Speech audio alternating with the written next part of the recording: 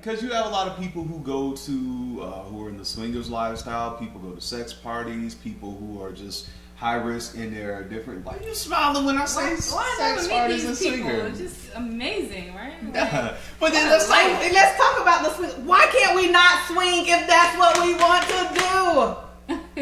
We're doing an HIV and AIDS PSA. We are not pushing this on anybody because we have young people who are bombarded by porn. Okay, next show we'll be talking about swinging, and if you want to. So next show we can talk about swinging, but like we had talked about earlier, that porn is at the tip of a finger on your phone, over everywhere. People are doing crazy things. People are comparing themselves, as we talked about earlier, with making sex videos. Welcome to Dawson and Denise. My name is Dawson. We have Zah here. Zahara. Yes, I'm so happy to be here. Our friend Zahara. And we have Miss Denise here. And today is World AIDS Day, and we just wanted to talk about something that is going around a lot. The whole notion of using condoms was really pushed hard in the 90s. And it seemed, and in early 2000s, and it still is now, but it seems that a new generation has, come up that just don't feel like condoms are necessary. And sometimes it's not even younger people. There's a mentality among people our age, and we are young, but even older people who feel that I just want to feel raw. Because the new generation, they were born into it. We had that shock. We had that shock. It was like, oh shoot. Now they don't talk about it as much. It's under wraps. It's not, it's the internet. It's porn all over the place. Yeah. So sometimes they don't even think it exists. You mean that shock when HIV and AIDS first hit? Yeah. People were dying. Right. We were able to see hadn't caught up this. yet. Now the medical world is doing phenomenal things with this. So, yeah. So and they also feel like they could live with it for probably 30 years. So it doesn't have the fear factor. Maybe. Right. Yeah. Exactly. No fear factor. And they also have the medication now out for certain people who are high risk, where they can start taking some of the meds now and to prevent them from possibly getting HIV. So, and what makes them high risk? If multiple partners, maybe street workers, maybe okay, so not genetics, nothing like that. No, that's what I was. No, high risk, and within different, ethnicities. Oh, so it's basically saying, in a sense, like, okay, if you know you're going to be doing this, just go. Yeah. Okay. Because you have a lot of people who go to, who are in the swingers lifestyle. People go to sex parties. People who are just high risk in their different. Why are you smiling when I say sex parties and swingers? It's just amazing, right? Yeah. But then let's talk about the swing. Why can't we not swing if that's what we want to do? We're doing an HIV and AIDS PSA. We are not pushing this on anybody because we have young people who are bombarded by porn. Okay, next show we'll be talking about swinging, and if you want to. So next show we can talk about swinging, but like we had talked about earlier, that porn is at the tip of a finger on your phone, over everywhere. People are doing crazy things. People are comparing themselves, as we talked about earlier, with making sex videos. It's just out there, and people, not even, I won't say young people, the notion of HIV, because the medicine is here, is just like, oh, if I get it, I'll take medicine. I know this girl or this boy who had it, and they look good. They don't look like they sick, and they doing okay, and they still eat, and they healthy, and got muscles and everything, and she look like Beyonce. That's the notion that you hear people say when they say, oh, well, my cousin got it, but she doing good. Or people don't have, because we're not seeing people get really sick like they were in the 80s and the 90s, but it's still something that you're going to have to manage, and it's life altering. It is. So that's where my whole thing is. It's life altering. So what do you think the one thing, the one important thing on this AIDS Day, December 1st, 2013, what do you think we should on this World AIDS Day, 2013, I think we have to deal with honesty. Honesty. In schools, in churches, with our family, with our sexual partners. We got to be honest with the lifestyles that we engage in sexually. We got to be honest. That's just it. You got to be honest. There's no more front when you are a married person and you go pick up prostitutes, or you are a guy who may be married who wants to be gay, or you're a woman who is involved in another relationship on your husband, or you're a young person who they're having things in middle school and in high school. The kids can't come and talk to their parents about this stuff. You know, I mean, we seen these videos. Well, we didn't see them, but we heard. You know, when they got and young people were doing all this stuff to fit in and to fit. You know, in school, this stuff. Honesty. We got to be honest. We got to be honest and know that this stuff is happening in our communities, and we have to. You know, for adults, you got to make decisions. Do you want to be in a relationship? Are you going to continue to be in that marriage? Are you going to continue to have just anonymous sex? And some people are trying to kill themselves slowly. You know, by not using condoms. Because, I mean, there are people who are having anonymous sex and they're using condoms and being protected in that way. But, you know, I just think honesty is with yourself. Honesty with yourself. Honesty and responsibility. Yeah. I think going to get tested. I don't know the last time I saw a poster or some kind of PSA that talked about getting tested. But I remember before, like you said, maybe 5 or 8 years ago, that would be some of everywhere. Remember that one poster where it was like a pregnant woman? Yeah. I don't know, like a nurse, just all these different women with different occupations. And it was like, now everybody got posters of Miley Cyrus. Right. And it was like, which one of these women should get tested? And then the answer was all of them. So I don't really see those kind of advertisements. Because now you're talking about HIPAA and all this other. We gave it such a bad name that, again, so we go back to the honesty, you're afraid to say what it is because I could have been born with it, or I could have been a faithful wife and it was given to me, but I can't even be open and honest because if I tell you I have AIDS, now I'm the hooker, I'm the whore, I'm the drug addict, I'm everything that I'm not.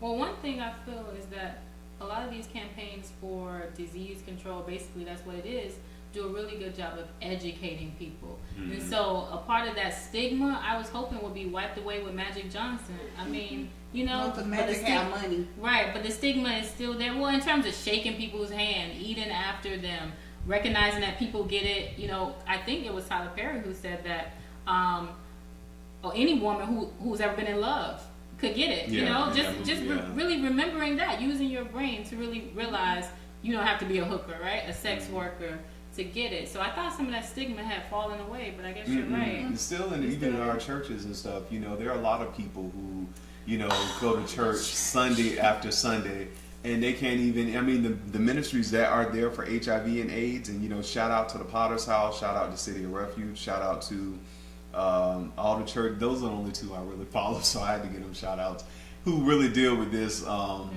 You know, City of Refuge, Bishop Noel Jones out in California. I want to make sure that my bishop, Potter's House, TV, Jake's ministry. And I wanted to shout them two out because they're a mega ministry. And Bishop Jakes did a PSA at his church where he actually said he went and got tested. And he had that airing in his service and on his website. Some churches won't even touch that issue. I went to Noel Jones' church, Bishop Noel Jones. He had the same thing prompter. We got to get people, there's such a fear from I know. Going to get tested and you've been married for 10 years. Bishop Jakes is married. Right, and it was like, why can't I get tested every year if I want to? I'm just like, people are just like, well, just sometimes you just, to even show other people, yeah, you can go get tested, I got tested. I believe that's why he went and got tested. But you're right, there are some people who just feel that, oh, I'm married now, I shouldn't get tested. But I've often said on this show, it could be at the dentist's office, it could be at the nail place. Stuff can happen and you just never know. I had a friend who was married and she contracted it, and she grew up in the church all her life. She contracted it from her husband. Beautiful lady, soaring, doing great things. I love her so much, and she's going on with life. She even puts me to shame. She's such a businesswoman. She is, and she's just, I look at her and I'll be like, you know, there's no reason I can't do. Let me get up from here, knowing what she has to go through. Right. But she didn't go out looking for it. It came to her, you know, and she stayed with her husband until he passed away. Now that's love, man. That is love. That's love. No question. Some people would have been like, nigga, please. Trying to stab his ass while he's asleep. Exactly. But then there are people. Did he try to deny that he gave it to her? In the beginning, there was some things because she didn't really know a lot about it like she did now. That's a very common story. Yeah, it is. It's very common. I've worked in this field. What you running for? You get mad from people? Yeah, I be getting mad. Like she was like she trying to fight. Like she gotta get it.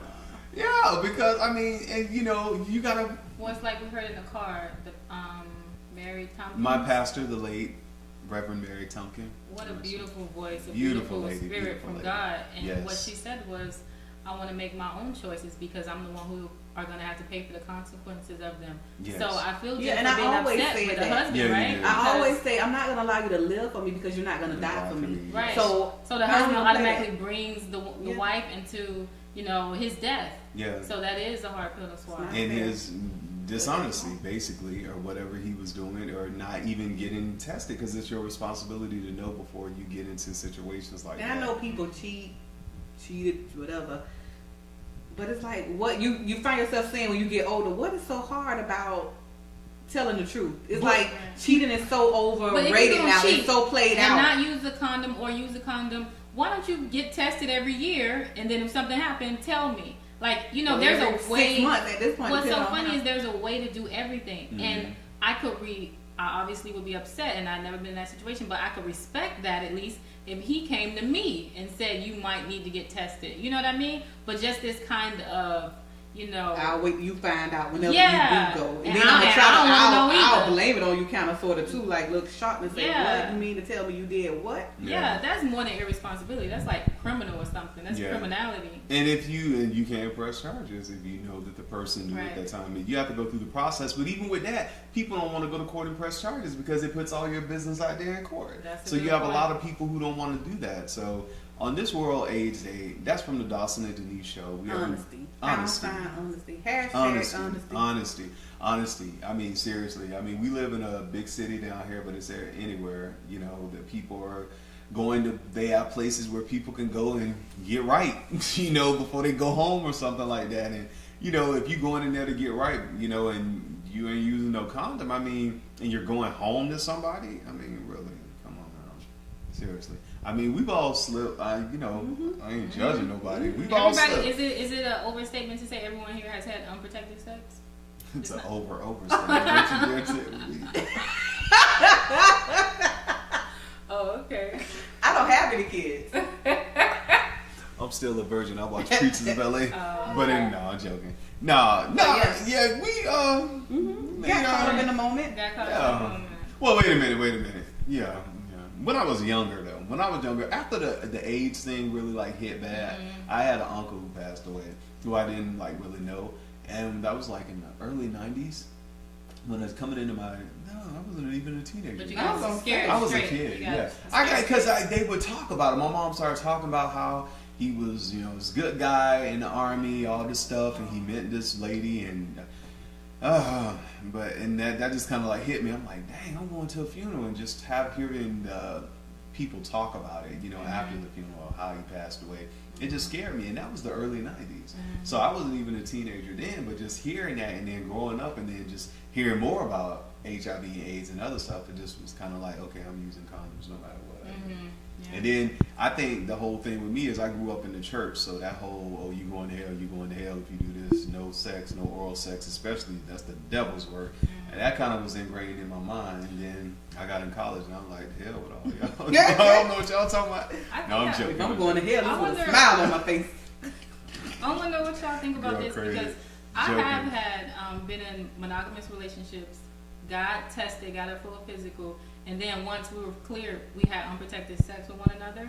And because it didn't work out, now when I look back at that, I'm like, what the hell were you doing? Just because you were responsible enough to get tested doesn't mean they wouldn't cheat on you after the fact. So I do feel like I need to be, real honest and share that, because maybe it will help somebody out there. Exactly. Where I'm in a monogamous relationship with someone I trust, but I will, people really, and just the idea one drink.